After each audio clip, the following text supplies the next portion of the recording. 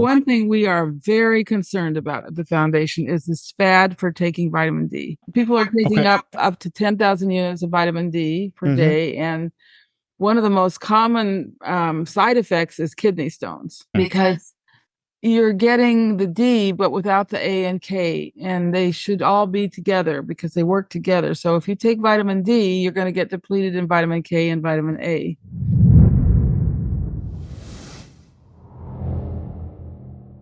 Sally Morell, welcome to our podcast. Thank you. Thank you for having me. Pleasure that it finally resolved. And we've been looking forward to today. So, Sally, you are the president of the Weston Price Foundation. And to those from our audience who don't know who Weston Price is, he was a dentist who was traveling the world in the beginning of the 1900s, as I remember. And he was... 1930, yes. Yeah, 1930s, yeah. And he was traveling to various indigenous tribes to study and find if there was any correlation between diet and physical ailment, or at least that became his conclusion.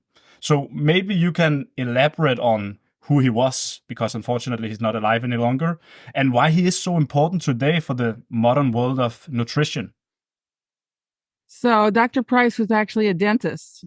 And he was concerned about the poor dental health in his patients, not only lots of cavities and infection in the mouth, but also what he called dental deformities, which means crowded and crooked teeth.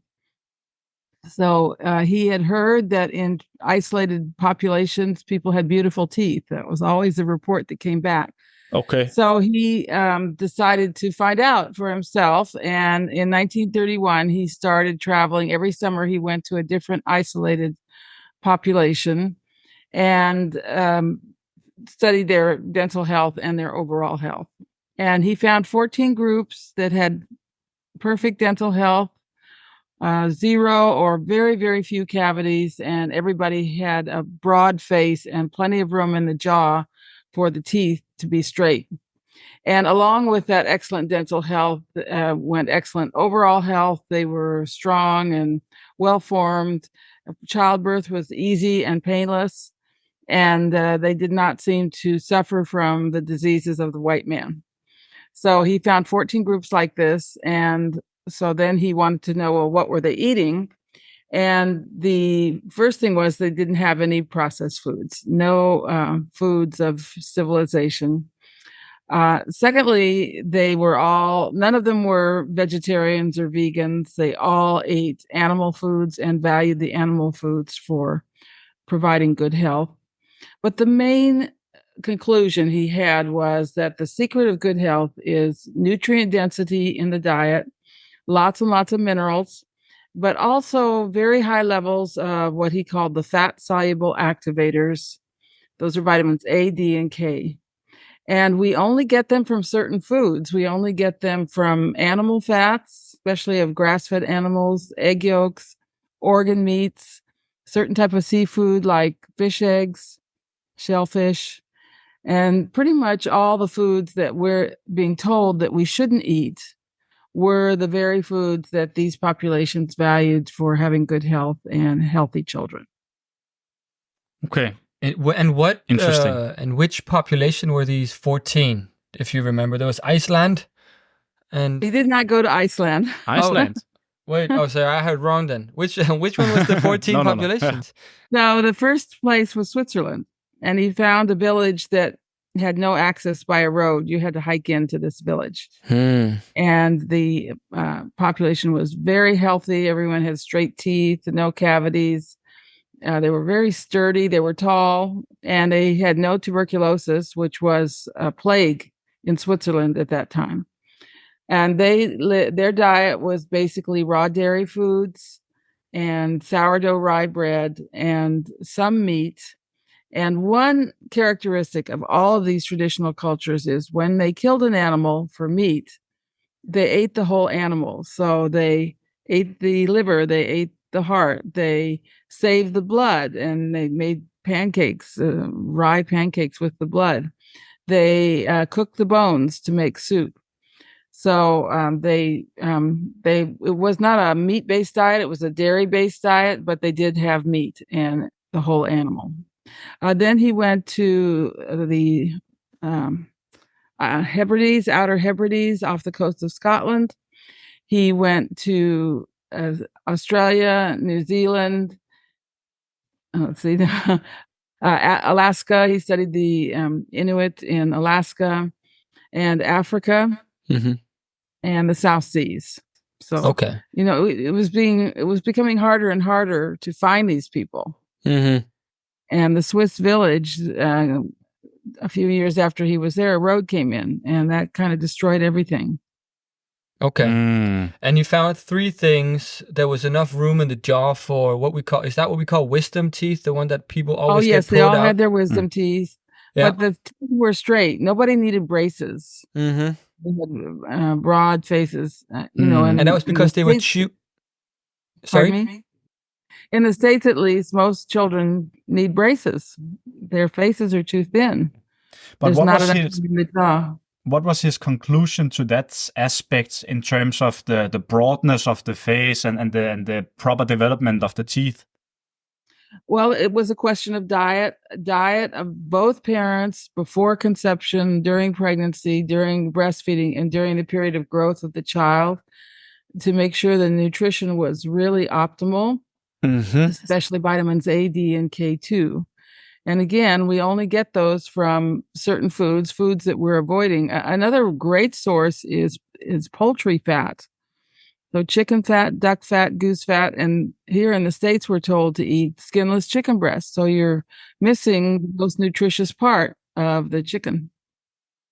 Very interesting. And how did he do his observations? He would just go to these places and he would observe and how the lifestyle was? More complicated than that. So he would go usually with his wife, and he would enlist the help of somebody from the area, either a health worker, somebody from the government, or the chief of the tribe or the elders.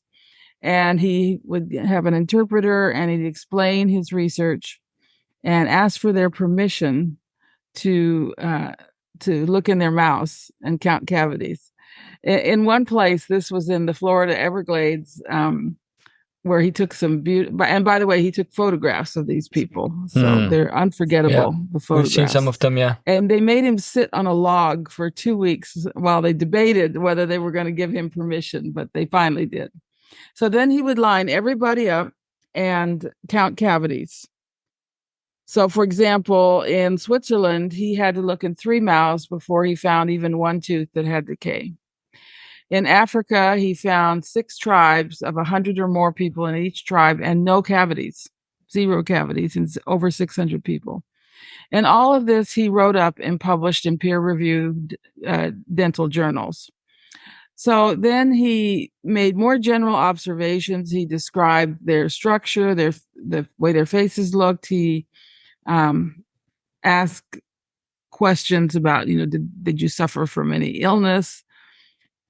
Then what he did is he took the foods that they were eating, especially the foods that they considered sacred. And those were the foods that you used to feed men and women before pregnancy and so forth. And he sent them home. He had a laboratory in Cleveland, Ohio, and he had a lab technician who analyzed these foods for minerals and for the fat-soluble vitamins. We'll take a quick break to acknowledge one of our sponsors, Functional Self. Functional Self isn't just another health store, it's a lifestyle. I've been taking many of their supplements for years now, including the MagTech Magnesium, which contains 3 of the most essential magnesium types there is, and this makes me sleep like a rock. To the Rosita cod liver oil, the king of fish oils, which is a rare, unprocessed fish oil naturally high in vitamin D and A.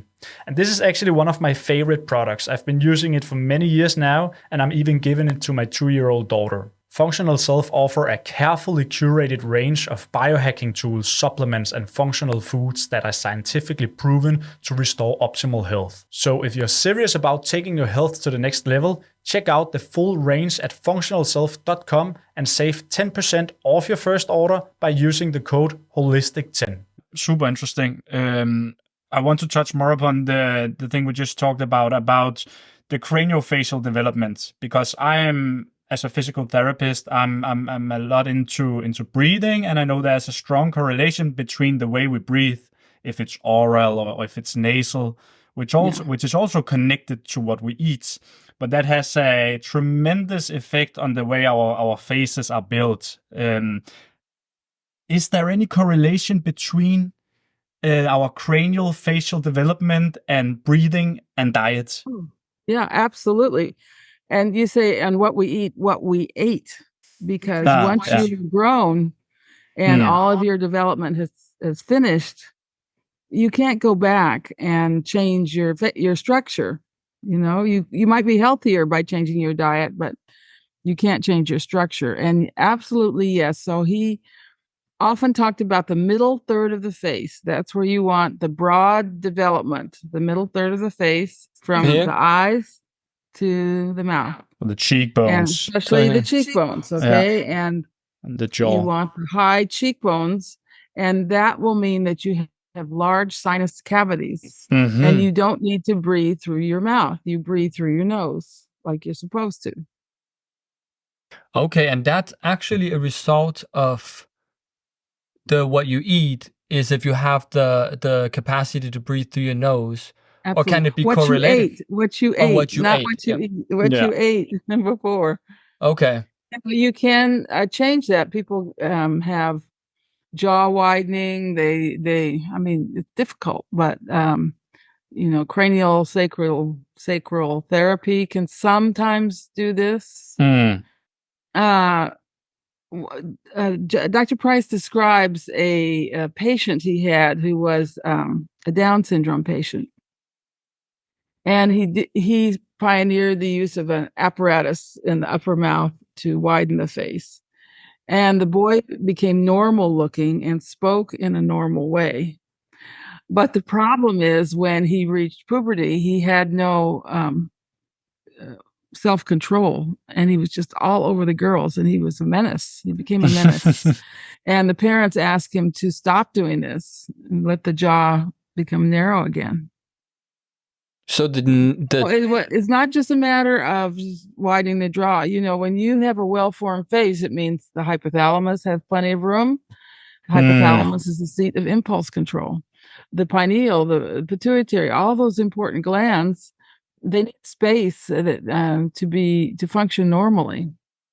So what happened so I just want to ask about this guy, the Down syndrome guy. He got this device in, he started looking more normal, but he still had the thoughts of... It didn't fix this part. It doesn't fix this part. So why did they want him to take that out? Because a Down syndrome person who, I guess, has the narrow mouth. He won't be making all those hormones either, and he doesn't do that.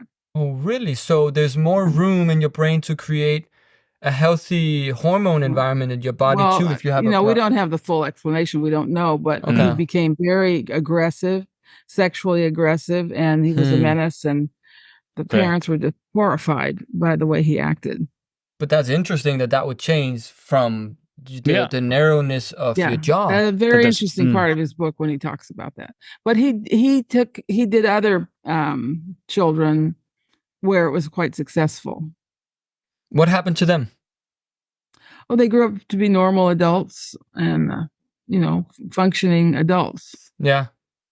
But did they have problems before? They had health problems. He didn't talk about any other problems, but they had health problems. And like you say, they had to breathe with their mouth open. And that's not the way we're supposed to breathe. Okay, so a solution to some of these issues would be to encourage our children to maybe eat more chewy foods. Absolutely not. I really have to stop this right here. Okay, the interesting. Current theory is that if you chew hard foods, you'll get a wide jaw. This is not true. Okay. Please explain. What you want is nutrient density in your foods. A baby, you can tell when a baby's born whether he has a broad face or not. And that has nothing to do with how tough the foods are. Now, of course, these people, when they become adults, they have strong jaws and they can chew tough food, but chewing tough food is not going to give them a strong jaw. It's like saying to a starving child, well, if we just give you stretching exercises, you'll grow tall.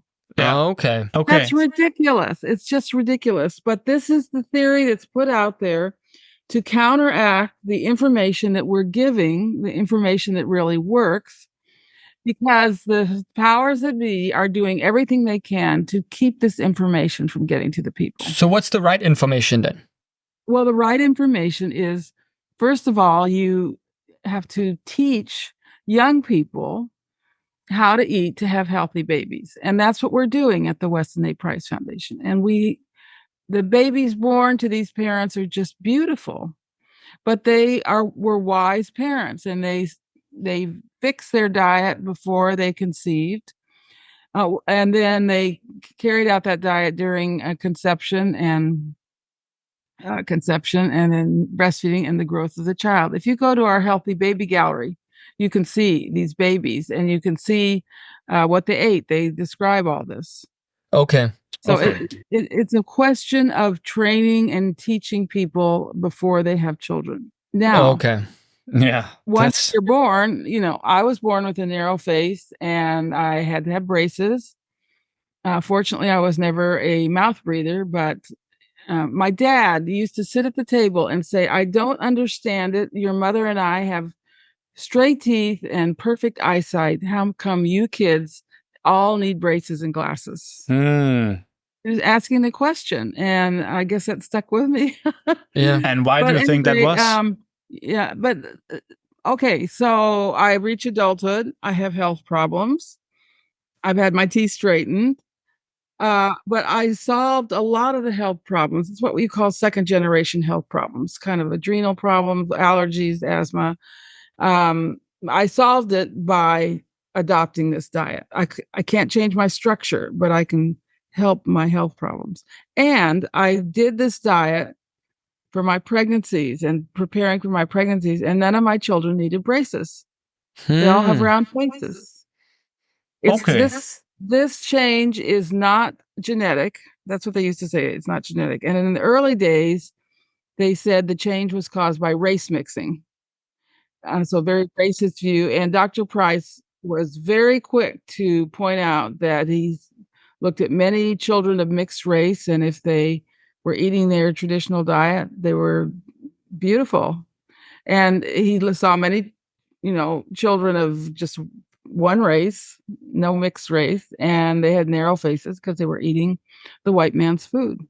I want to take a quick break to acknowledge one of our sponsors, Swedish Cold. This thing that I'm sitting in right here is the most amazing spaceship I've ever seen. Swedish Cold doesn't just produce ice baths. They produce the most revolutionary cold exposure experience that's out there. Not only is it stylish, but the running costs are low. The water freezes fast, and the water temperature remains at 0 degrees Celsius all year long. So whether you're a health-conscious individual like me, a gym owner, or you run a facility, then this state-of-the-art ice bath would be a perfect match for you. For me, this is one of my favorite habits. Not only does it boost my testosterone and my dopamine, it also elevates my core temperature, and it helps me manage my stress levels. With Swedish Cold, you're not only investing in a piece of equipment, you're investing in your future. So head over to swedishcold.com and remember to use the code HOLISTIC10 to save 10% off your next ice bath. So if we could break it... And then the current explanation is about this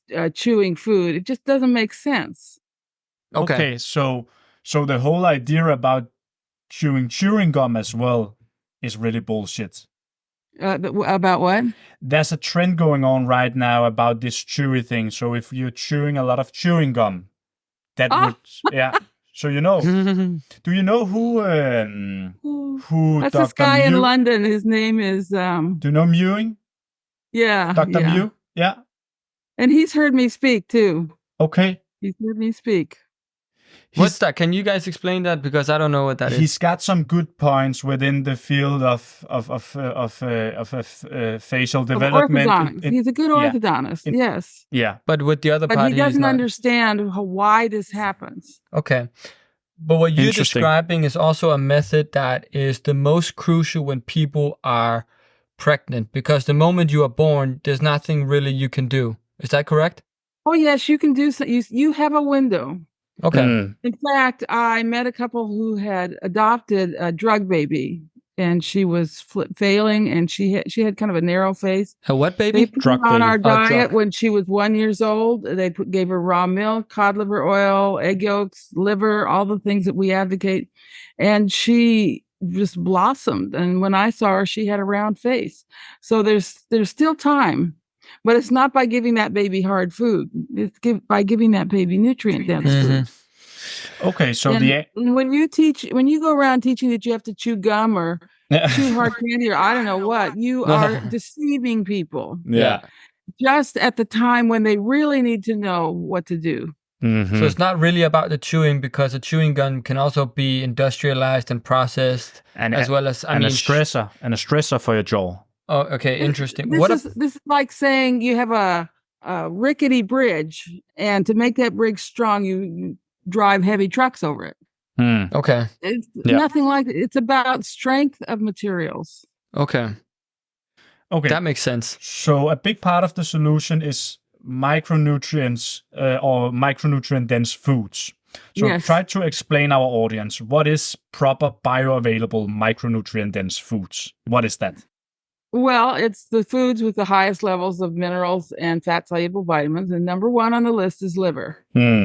Liver is highest in A, and especially poultry liver. It's very high in A, D, and K, very high in minerals. I mean, it's the center of life in an animal. And everyone should be eating liver 2 or 3 times a week. And in Europe, that's a lot easier because you have liver sausage, liverwurst. You can get liver pate at the pubs, and that you don't find that here. You have to kind of do it on your own. And egg yolks, especially from pasture-raised chickens, all the fat-soluble vitamins, very high in iron, phosphorus, all the minerals. We recommend for the 2 weaning foods for babies is egg yolks and pureed liver. Interesting. And our scientists used to know this. The Gerber baby food used to make canned egg yolks and canned liver, but they don't anymore. Okay. So maybe we should tell Sally now that you're a vegetarian. I'm a vegetarian, and I've been vegetarian for 8 years, and he's the opposite. He's more carnivore-ish, but not fully carnivore. But I'm animal-based. And so I eat eggs. I eat egg yolks, but I don't eat any meat, and I haven't for 8 years. And it's because, well, I mean, I'm always learning and I'm always open to new things. But for me, it just felt better, and I don't like the whole industrialized meat thing. Nobody does. Yeah. Nobody does. But that's the other thing we're doing at the Weston A. Price Foundation. We are helping to create local pasture-based grass-fed system of agriculture. Can you tell a little bit about how that? I want to ask you. Do you mind my asking how old you are? I am 32. Okay, at that age, you shouldn't have these big lines between your forehead. That's a B12 deficiency. Interesting. Okay. That's a B12 deficiency. Yeah, but I always had those. I think I had those been before I was vegetarian for vegetarian. 8 years. Yeah, but maybe I should. I'm 75. I don't use Botox. Yeah. I have no lines on my forehead. Okay, that's okay. I would do that. Thanks for that advice. So please eat some liver. Okay. Please, twice a week. Okay. What I do teach people, if you don't want to eat meat, and some people have trouble digesting meat, if you just eat liver twice a week, you will be getting all of the nutrients that you would get from meat, eating meat at every meal. Okay. So liver is the ultimate budget food. Okay.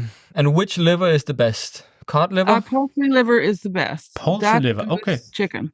Okay. That trumps beef liver? The best is goose liver. That's difficult to get, though. That's what the French eat. That's, what's it called? They call goose liver the long life food. Foie gras. Yeah. Okay. Yeah. Okay. So the question is, can we? And the other thing is the dairy. We're big advocates of raw dairy, raw pasture-based dairy, raw cheese, raw butter. Any kind of butter is good. So why do you prefer raw over traditional or over industrialized? What can we call it? Well, first of all, normal. industrialized dairy is just disgusting. Yeah. The way the cows are raised is filthy. And then today, most milk is ultra pasteurized, UHT milk. Mm-hmm. That heats the milk proteins to 284 degrees Fahrenheit, way above the boiling point. Wow. And it totally destroys them. It turns them into toxic proteins. And in animal studies, the animals given, these processed milk proteins, they get stupid. They can't do the mazes. Their memory goes. But the cows? No, the rats or whatever. Oh, okay. Okay. Okay.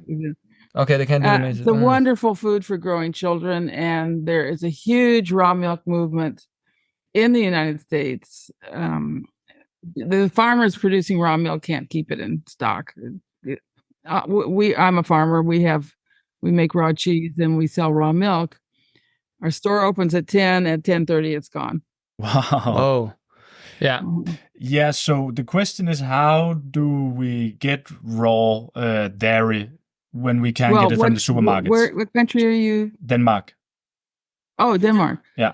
It's hard in Scandinavia. It's very hard, really yeah. Yeah. You have to know a proper local farmer, and it's not even all local farmers who's got it. So, yeah, it's really, really difficult. But even just in general, what about... But you can get raw cheese. You can get raw cheese. But what about in general? We have a modern life here with sugar and bread and... processed and meat. food. Yeah, we didn't even talk about all the medicine that's in the meat that we get. All the I know. secondhand shit that's in the stuff that we eat. Even the plants are. Everything is basically processed now. What can we do to somehow? Is the only way to go out and grow it yourself? Is that the only way that we can do it? Well, no. Just do the best you can. You still want to eat liver. You still want to eat butter. You still want to eat eggs. Try to find the best quality you can. For your bread, you want sourdough bread. And the bread in Europe is much better than the bread here because here they allow them to spray the wheat with Roundup just before harvest. And I don't think that's allowed in Europe. No, it's not. You want the sourdough bread. You want to get some fermented foods like raw sauerkraut. You can make that yourself. It's very easy. I want to take a quick break to acknowledge one of our sponsors, Bioavailable. As you know, I'm a major advocate of the benefits that nature brings us, and I ground myself daily to decrease inflammation and maximize my longevity. I ground myself daily by being barefoot on the grass. But being barefoot isn't always possible. So instead of using synthetically soled shoes that block our connection with Earth, I use these.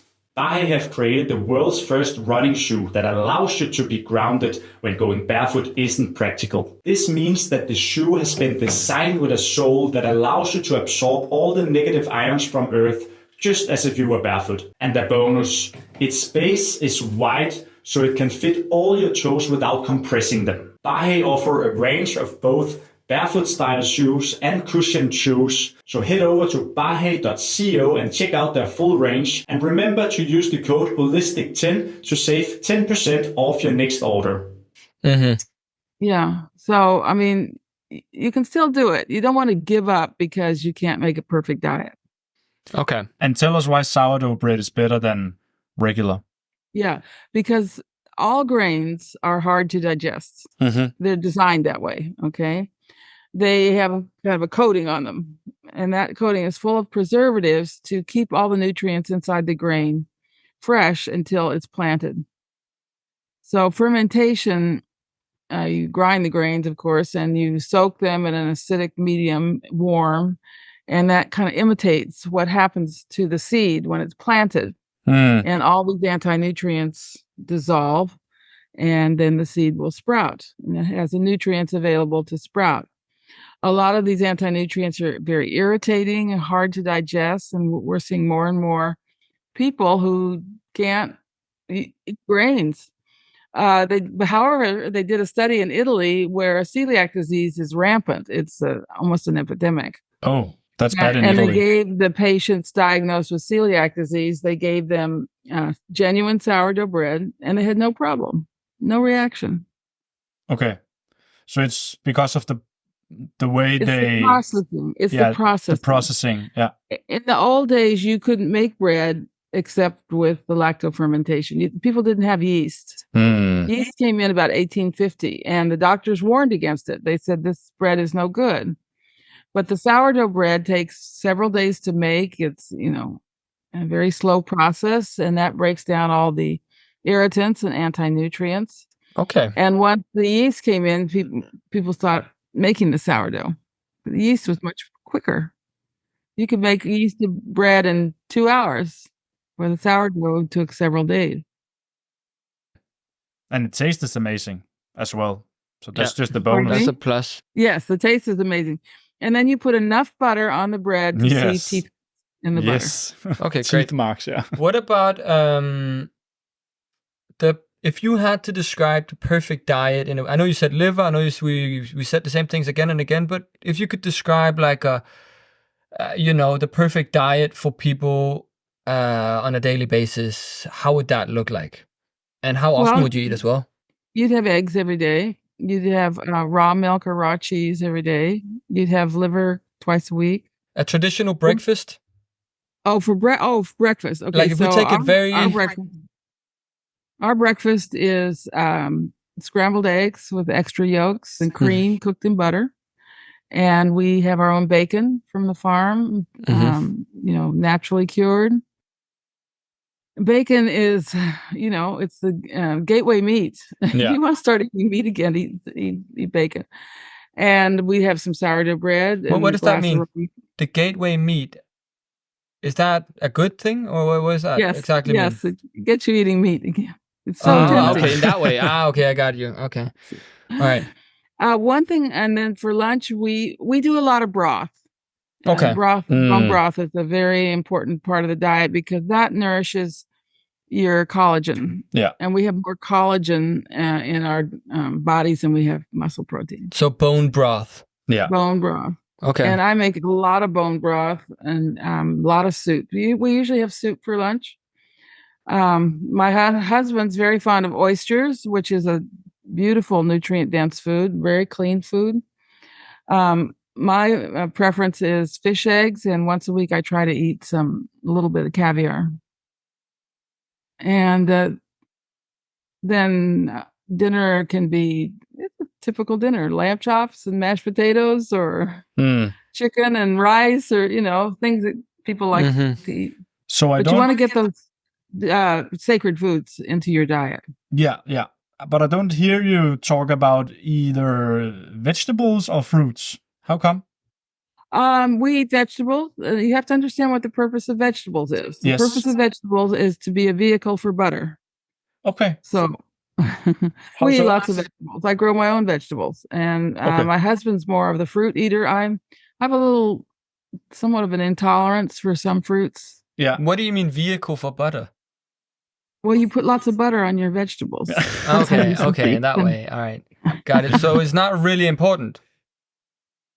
It's not the vegetables that are important. It's the butter.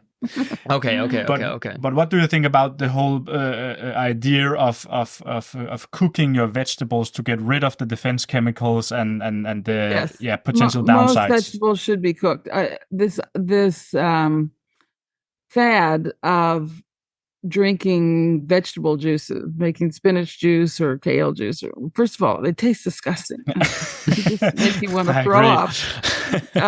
But these vegetables are very hard to digest. And just by grinding them is not going to make them easier to digest. So, you need to cook most vegetables. Now, salad vegetables are bred to be very tender. And some people do very well on salads and others don't. I have friends who can't eat salad. Their digestion is too tender. Yeah. What about the traditional understanding of superfoods that are plants, for instance, and medicine plants and stuff like that, like blueberries and, a lot of vegetables? Are those not a part of the Weston Price? You can eat them, but they're not superfoods. Believe me, they are not Okay. superfoods. Blueberries, they call a superfood because it has a high ORAC rating, which is antioxidant rating, and nobody really knows what this means. But you're not going to get vitamin A in your blueberries or vitamin D or Okay. calcium or B12 or even B6. Okay. So We it's eat blueberries, but they're not a superfood. They're a luxury food. Okay. Okay. To remember, vegetables, to go into a supermarket and see this big section of vegetables, beautiful. It's nice. It's a miracle. But people didn't have this until the last 30 years. You didn't have vegetables. The vegetables you ate were the ones that could be preserved, such as cabbage or cucumbers. They could be pickled. But there was a whole months where you didn't have vegetables, especially in Denmark. Yeah. for sure. Yeah. We have 6-7 months where we can't grow anything. Yeah. And the only reason you can have vegetables today is because we're modern and we have the internal combustion engine and we can chill things. Okay. All right. And the other thing that they do, and there's nothing wrong with this, but they've developed these techniques for storing vegetables in a nitrogen atmosphere. In other words, they put them in a room, they suck out all the oxygen, they put nitrogen in, and that they stay for a long time. This was developed by the military so they could get fresh vegetables to their troops. I mean, there's nothing wrong with it. But this is, the caveman definitely didn't.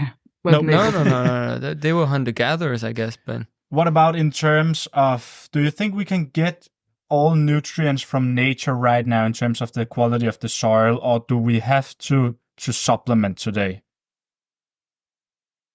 It is a problem of mineral depletion in the soils for sure. Yeah. And that's why seafood is so important, I think, because all the nutrients are still in the ocean. If you like oysters, I would recommend eating oysters at least once a week. Yeah. I don't like them. I love them. Liver, but seafood is important. And then you want to buy from farmers who are doing things right. But are you pro or against supplementation? Oh, excuse me. I think you need to be careful with minerals. I mean, let me just give you an example. Boron works really well for stiff joints. It's really good if you have a knee problem. But you can take too much boron. So you just take a little bit and dissolve it in water. You can take too much iron. The iron supplements are pretty toxic. It's the wrong kind of iron, and you can poison yourself with iron. Yeah. I think you want to get your iron from red meat and egg yolks and liver and stuff. What about the quantity and the frequency of when you eat? I mean, the hunters and gatherers, they also were eating less frequent than we are now. They were not eating 3 meals a day and stuff like that. Does that have a saying? In the hunter-gatherer society, the men particularly had to be able to go for a long time without eating because they were hunting or fishing. Yeah. And the women were, in camp, and they probably ate more frequently. But if you get low blood sugar because you've got, weak adrenal glands, you're going to need to eat more frequently. Yeah, but I just mean with this whole diet thing, does it have a saying how healthy we are if we eat less or more, or is it just 3 meals a day? As long as you get these things, it's fine. I mean, I think that would vary with the individual. I only eat 2 meals a day. Yeah. Okay. Yeah. But my husband, who's older, and the big challenge when you're older, he's 98, so okay, is losing weight, becoming too thin. Okay. So I make sure he gets 3 meals a day. Okay. Yeah. But in general, it's not about calorie counting, but more about the micronutrients. Oh, absolutely. I don't think you should count calories. No. And then also for growing children. Yeah. Growing children need 3 good meals a day for sure. Mm-hmm. Great. So speaking about the optimal diet, I have something I want to present to you. So last year, in the beginning of 2023, the White House presented a new government-backed food pyramid. I don't know if you saw it, but at the very top, there is watermelon and there is kale. Okay. Then we have bottom is beef, right? Yes, we have at the bottom we have ground beef, cheddar cheese, whole egg fried in butter, and at the top once again we have Honey Nut Cheerios, Lucky Charms, M&Ms. You know, that goes on and on. This is the advice of demons. Yeah. Mm-hmm. This is the advice of demons. But it's so obvious. There actually is a couple of verses in the Bible, Paul writing to Timothy, and he said, in the later days, people will be told not to eat foods that they need to eat. And this is coming from demons. That's what he said. So these are demons, and they're, totally in bed with the food industry. What can I say? For what purpose? To make us more unhealthy? To make money. First of all, there's a lot more profit in plant foods than animal foods. Interesting. A lot more profit. And secondly, there's a lot of profit in sick people. Mm-hmm. Interesting. That is true. So it's more about the money. Yeah, I guess it's also about the whole new thing with the CO2 taxes and stuff like that. I mean, if you can get people climate change, that's a whole money machine in itself. It's just a technique for preventing poor people from entering the middle class and sending the middle class back into poverty. That's what it is. Okay. So in the perfect world, there would be more farms and they would be more spread out and it would not be industrialized in a way. And you would have access to raw milk, raw butter, oysters, Sugar, bones, eggs. Just a whole cow, basically. If a whole family could have a whole cow Nose to tail, that would be enough. Broth. And that's what we are going to have to create. Mm-hmm. And that's what we're trying to do with the Weston A. Price Foundation. For example, we have over 400 chapter leaders all over the world, and they keep a list of local resources. The most common question they get is, where can I find raw milk? Yes. I've never even seen that. No. And they make a list. They find these farms. They go visit the farms. They describe the farms. And, their phones are ringing all the time. Where can we find that list? Desperate. People are desperate. Now, we also have a website called realmilk.com where you can put your zip code in or your address, and you can find the raw milk near you. We have over 300 sources listed. When we started out, there were about 20. And so raw milk has just exploded in this country. Very gratifying to see. But we saw it in Germany when we were down there, you remember? That's the first time I've ever seen it. I'm like, can you tell us what's the difference between, because I still don't know, to be honest. I know it's more raw and it's probably more healthy, but what's the process? Well, all the nutrients are available. Every single vitamin and mineral in raw milk has a special enzyme that ensures 100% assimilation. No other food is like this. Okay. You can say, well, there's the same amount of calcium in raw and pasteurized milk, but you can't absorb the calcium in the pasteurized milk. And studies have shown this. Okay. So, and it tastes better and it's digestible. And I can't tell you how many people have said, if I drank pasteurized milk, I'd throw up or break out in a rash or something. Yeah. But that doesn't happen with raw milk.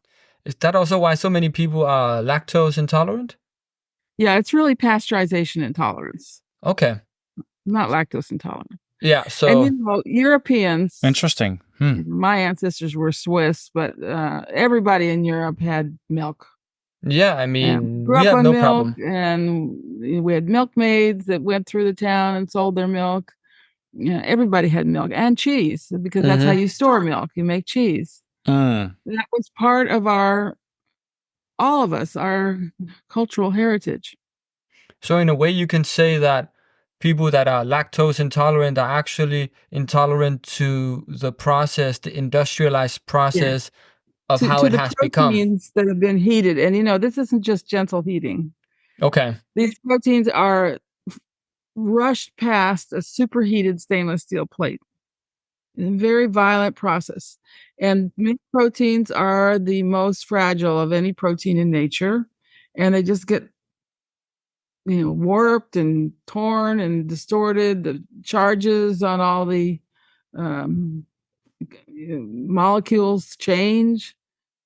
And the body says, what is this? This is a foreign protein. And has to mount an immune response, or just throws up or tries to get rid of it through the skin or whatever. Okay. I want to hear your opinion on something like cod liver oil. Do you think that it can replace regular fish oil? And are you under the belief that regular fish oils are toxic? Yeah, fish oil is a waste product from the fishing industry. When they're left with all the skin and the guts and everything, they just put this in pig. Processor, it's heated 5 or 6 times. We do not recommend fish oil. No. You have a good brand of cod liver oil in Europe. It's made in Iceland. It's called Dropi, Dropi, and he's developed a way of making cod liver oil without heating it. Okay. Yeah, I've been using the brand called Rosita for many years, and they should be. Rosita is good. Also, you have a fermented cod liver oil from England called Amorica. Yeah. So you have several good brands, but you don't want the typical cod liver oil that you get in the pharmacy. No, and that's because why? It's been heated. Because it's heated so many times. So it's the heating that is. It seems like that's what destroys the nutrients when it's been heating. That's the process that's bad. Synthetic back in. They replace the natural nutrients that are destroyed with synthetics. So the natural replacement for fish oils could be cod liver oil in its pure form. Yeah, I wouldn't call it a replacement. Okay. Cod liver oil is a superfood. It's a sacred food. But it's the source to DHA and EPA. Yeah. Pardon me? I just mean like a source to DHA and EPA and etc. And, well, more importantly, vitamin A and vitamin D. Yeah, there's an explosion of, I don't know if it's the D or the A, but it contains both. I actually use it as a replacement for synthetic vitamin D. I guess that could work as well. One thing we are very concerned about at the foundation is this fad for taking vitamin D. Yeah. People are taking up to 10,000 units of vitamin D per day, and one of the most common side effects is kidney stones. Because you're getting the D, but without the A and K, and they should all be together because they work together. So if you take vitamin D, you're going to get depleted in vitamin K and vitamin A. And now they're giving vitamin D with vitamin K. And first of all, it's the wrong kind of vitamin K. It's kind is actually not approved in the States for human use. And that is the quickest way to deplete yourself of vitamin A, which is, the number one vitamin that we need.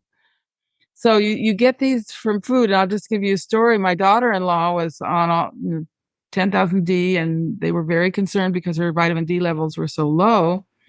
I said, get off the D, take cod liver oil. And you know what? Her vitamin D levels came up.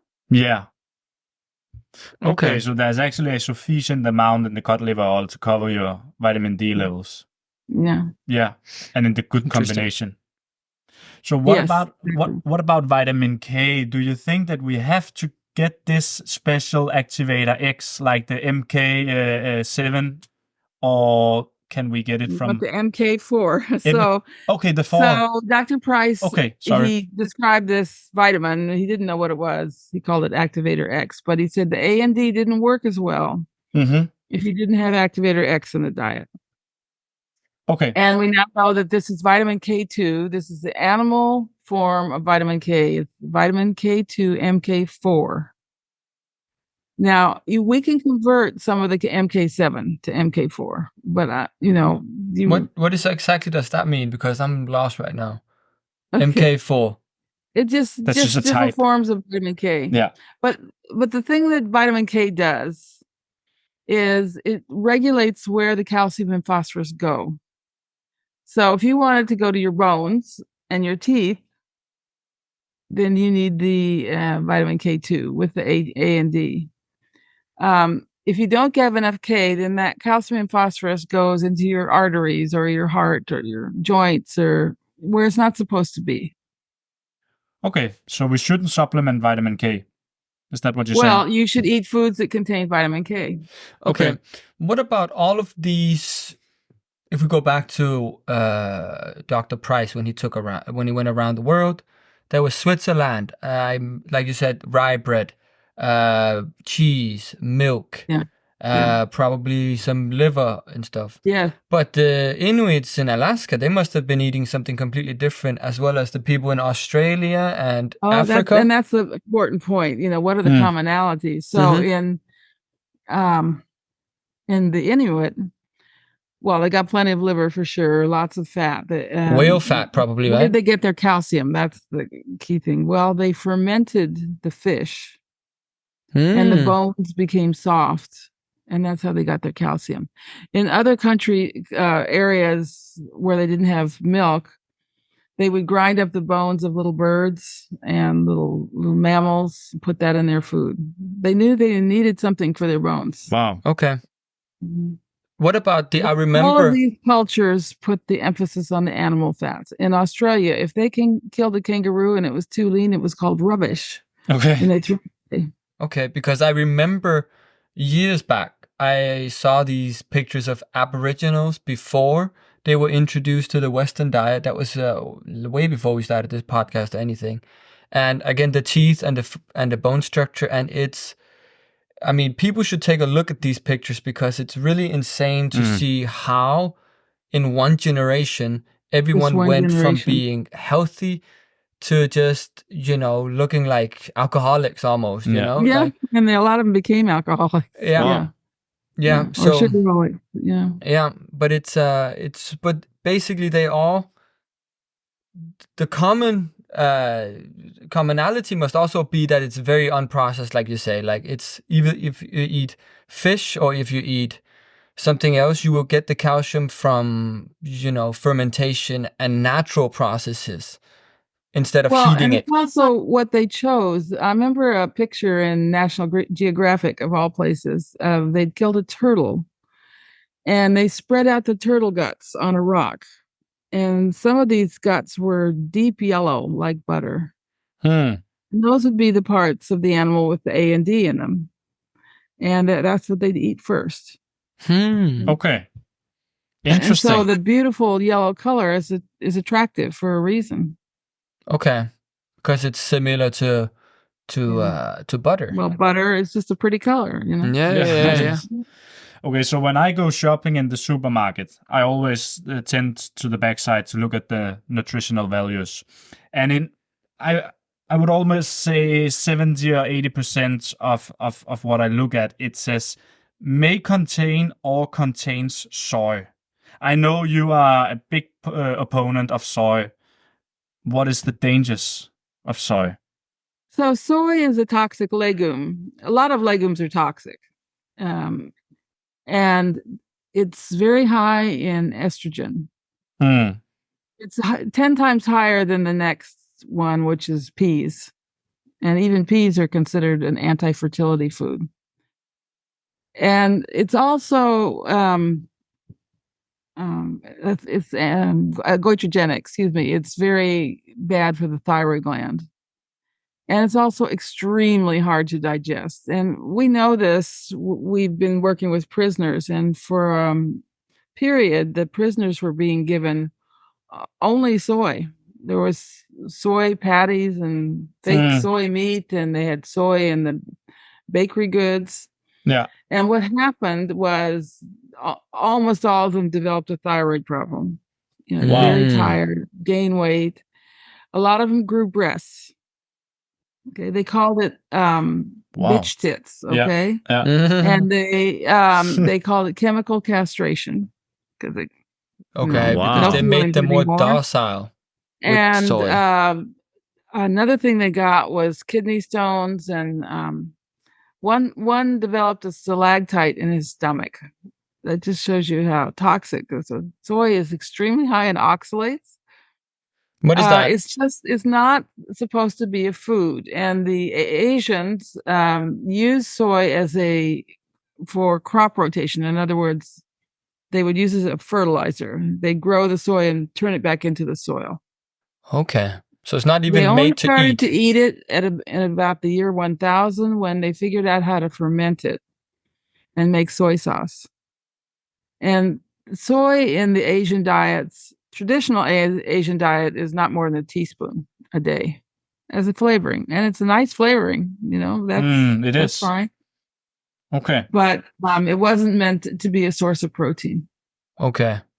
So tofu and all of these are just Trash. Yeah, because it's estrogen in it, and estrogen is the female hormone or whatever, and that They is call it what that. makes you Yeah.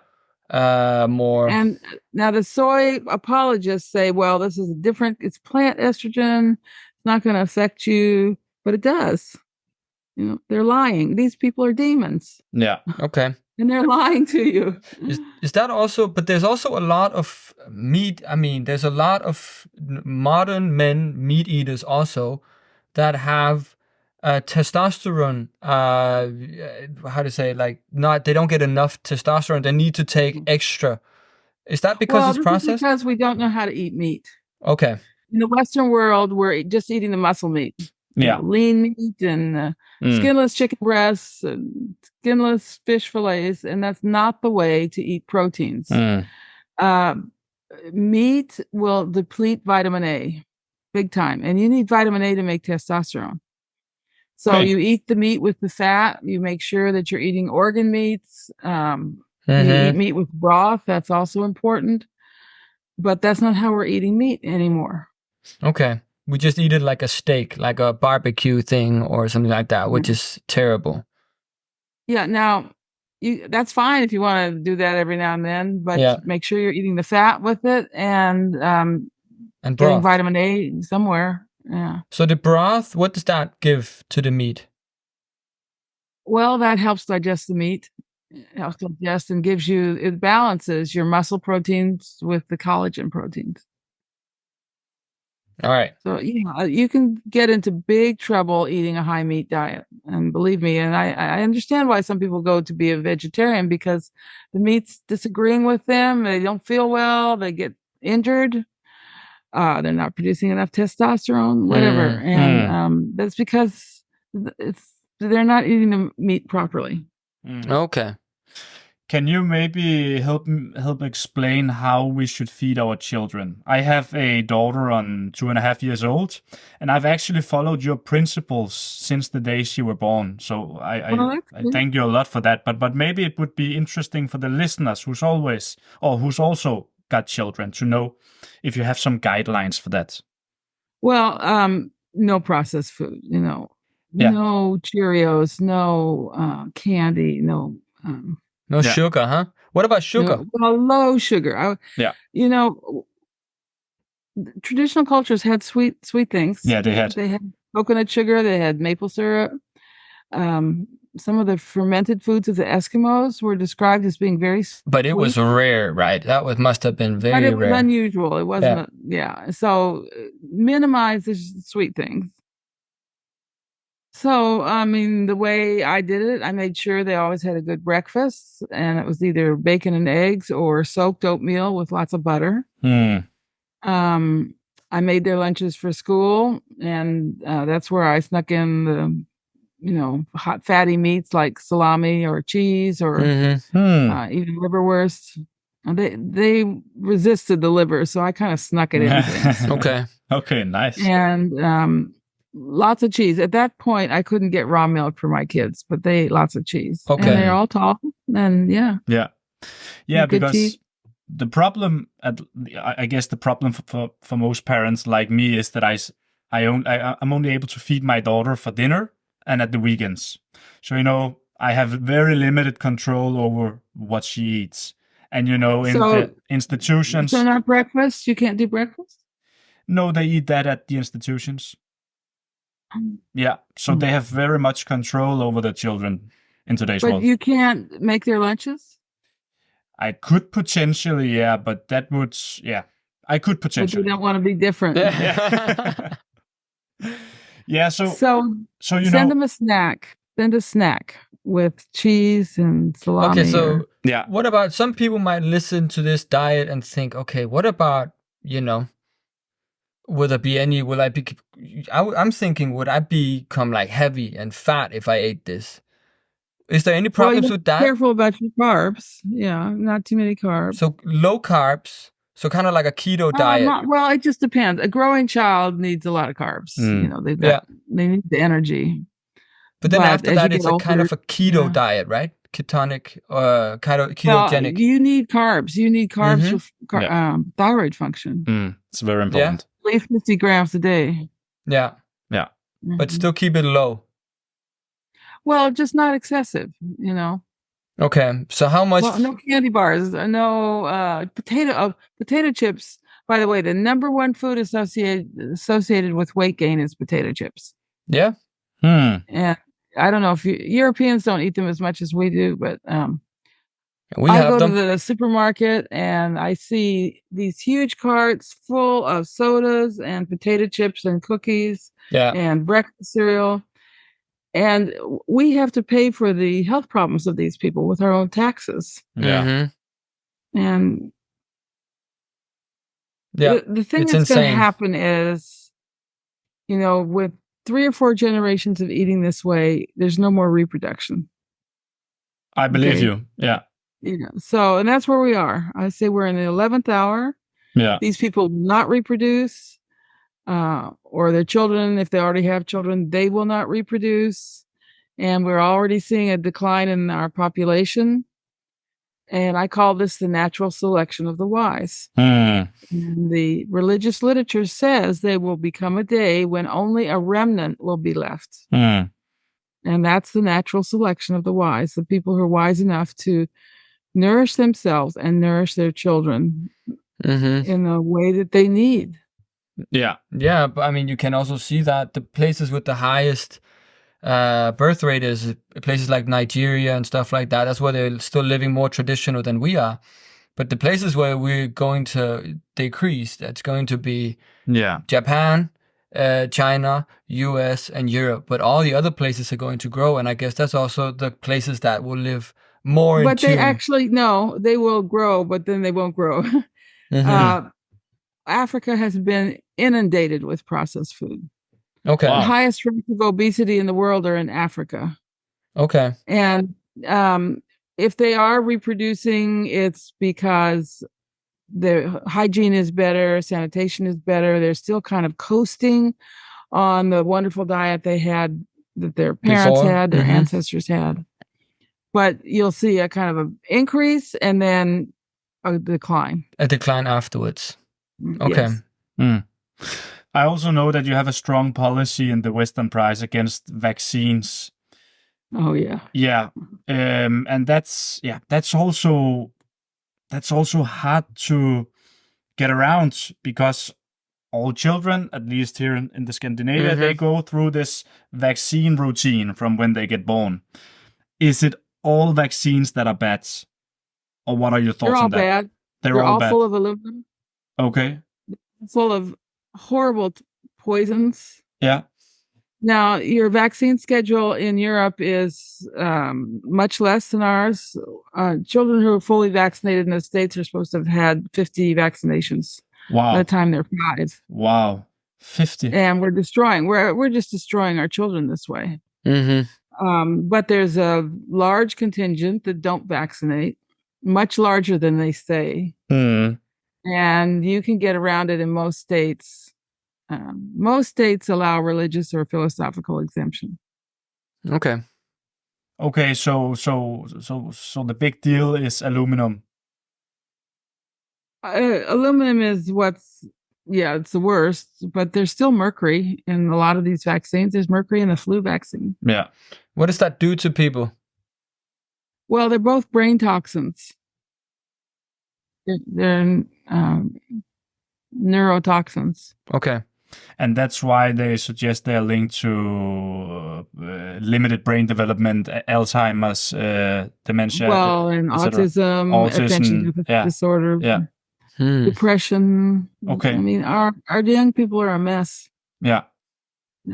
I simply don't know enough about vaccines to take the step and totally avoid my daughter for getting the traditional vaccines, but you would suggest not Well, to? I would find out what the law says. When we lived in France, I guess there's no law. well, at the time, to put my son in the little nursery school, they said you have to have these vaccinations. And I went to the local health food store and I said, do you know a doctor who could give an exemption? And they gave me the name of a doctor and I went to him and Okay. I said, I want an exemption for my kid. And he said, he put this piece of paper in the typewriter and he said, what do you want me to say? What's wrong with him? So I said, well, just say allergies. Okay. And then I got the paper. And then the school didn't want to accept it. And I had to go to the local, what they call the mayor. It's like local councilman. And I put on my fur coat and my high heels and went in there and batted my eyelashes at him. And he accepted it. Okay. So, but why do you think we have vaccines then? Is it because the system is stupid? A lot of money. They're very... So it's money again. Money. Yeah. And they make the children sick and there's more money. Okay. You know, there's actually, you can find articles on the internet saying about autism. This is a financial opportunity. Let's make money from autism. Okay. Oh, yeah. Oh, for sure. Yeah. Okay. So it's a demonic tendency. Idea. Yeah. Okay. Yeah. Interesting. Wow. Yeah. Super, super interesting. And to our listeners, if they want to read or listen more to the work of Weston Price and the foundation, where should they look? Okay, so our website is westonaprice.org, and it's huge. If you're unfamiliar with our work, on the right-hand nav bar is Take a Tour. Take a tour of the website. And you'll read about Dr. Price, about our philosophy. We have a huge section on children's health, a big section on vaccinations, almost any illness that you are concerned about, we have an article on it. So everything we've ever published is on the website. We don't charge for the website or for anything on the website. So yeah, very nice. And I can account for that. I've been reading so many of your articles and they've really helped me a lot and helped me giving education to my child, which is the most important thing we can do right now. This is what we need to do. We need to train our children. I mean, you haven't been successful unless your children have the same philosophy. Absolutely. And of course, the book I forgot to mention is the Nutrition and Physical Degeneration. Okay, and that's in Danish? You have that in Danish? No, I always take the original, but I don't know if the cover is the right one. Yeah. Let me just... Yeah, that's a great photo. Yeah, that's a great photo. Oh man, yeah. Let me see. So that's the Aboriginal. That is, that's the book he wrote back in the days. Yeah, super interesting. But yes, the photographs. I mean, when you see those photographs, you know that something is wrong. Yeah, for sure. Major evidence. We had a man come in our store recently, and he had the widest face I've ever seen on someone who grew up in America. Very lovely man and beautiful teeth. And I said, you got to tell me what you ate growing up. And did you drink raw milk? He said, no, but we ate liver. It was cheap and, we were impoverished and we had liver several times a week. Okay. And it was amazing. Yeah. So the hidden gem is definitely a micronutrient dense diet. But we also had a lot of liver growing up. We have liver pate as one of the main things in Denmark. Liver pate is very... But there's also been industrialized. That's also been that's 99% flour and all kinds of... Yeah, it's not... a lot of it is not really... it's like sausages. They take... it's like the fish oil. They take a big part of the waste product and then they add the taste. So it's not really... It's very processed today. You have to really find the source to be able to get to it, I think. Yeah. But yes. Sally Morell, it's been a true pleasure, and It's been great. Yeah, thank you so much for enlightening us Yeah, us about the work of Weston Price. super interesting. And well, maybe thank you for having me. And I don't know if you ever come to the States, but we have a conference in October. okay. Okay. There used to be this Danish guy who came every year. I haven't seen him in a few years, but What's his name? Yeah, that's in Orlando, Florida, October 25th through 27th. Okay, good. Okay. We'll write that down. If Yeah. we're there, then definitely. Absolutely. That's a separate website. That's wisetraditions.org. Okay. Wisetraditions.org. Okay. All right. Amazing. Thank you, Sally. And, Yes. Thank you so yeah. much. Thanks for having me. Thanks for taking the time, and And- have a lovely day. Yep. Okay, thank you. Take care.